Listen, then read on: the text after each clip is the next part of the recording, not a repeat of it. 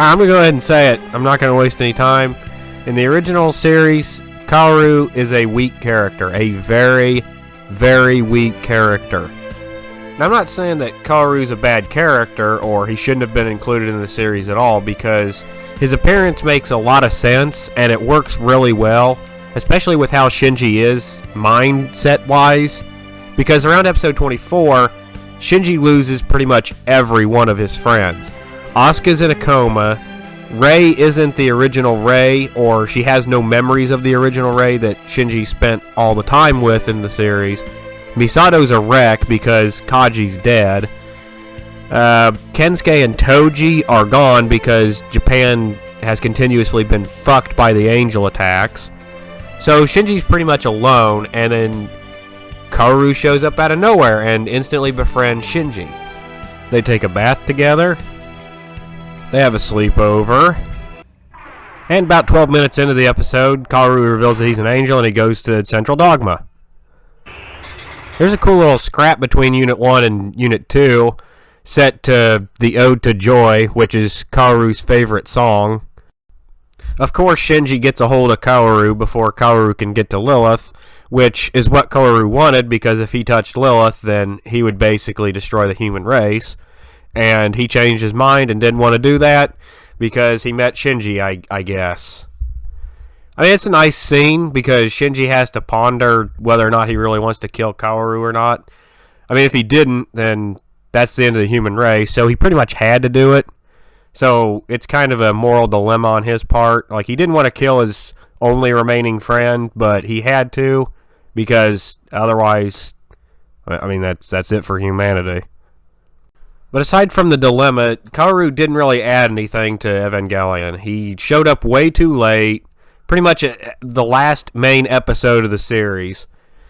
And all he was just a final friend for Shinji. And basically the one thing that pushed him over the edge to basically be completely fucking insane in the end of Evangelion movie. Kaworu's first appearance in the Rebuild movies is literally right at the very end of the first movie. He shows up on the moon, and if you've never seen Evangelion before, and you don't know who this character is, you'll probably think that he's a villain or something. Kaworu shows up a few more times in the second movie, sprinkled out every now and again. He doesn't do a whole lot, but you know that he's actually going to be the pilot of a new Eva, Unit 6, and he does show up at the end of the movie, like literally after the credits, and he stops the third impact from happening, or I don't know, apparently he stops it even though the world still gets fucked somehow. It's the third movie where Kaworu truly shines. Like, his character here is far better than it was in the original series. He gets to know Shinji pretty well. They play the piano together, as lame as that sounds. Kaworu shows Shinji just how fucked the world became, you know, because of Shinji.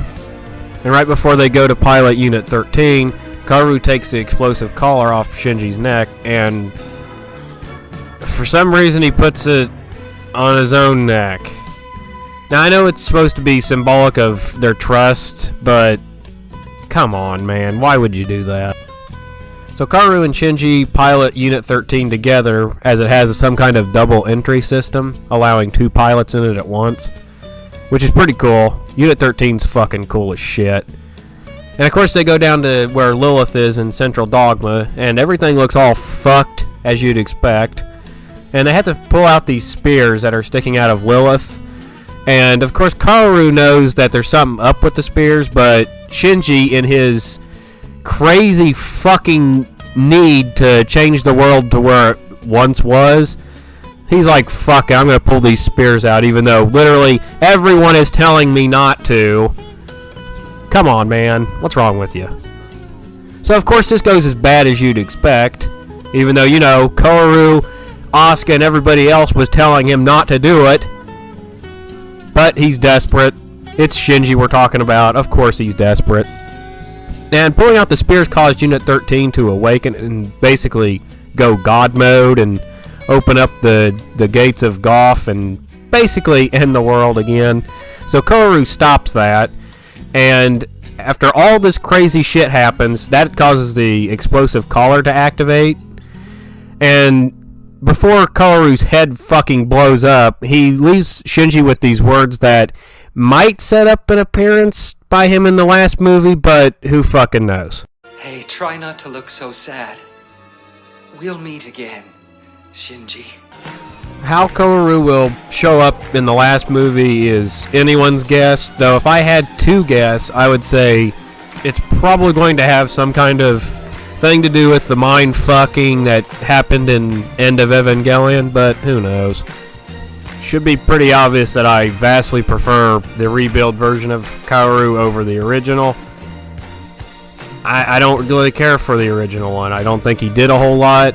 He showed up way too late. He didn't have much character development. The only thing he added was basically just being a last-ditch effort kind of friend to Shinji. And his death basically just fucked him up for the End of Evangelion. And that's pretty much his only role in it. The rebuild movies, he did far more.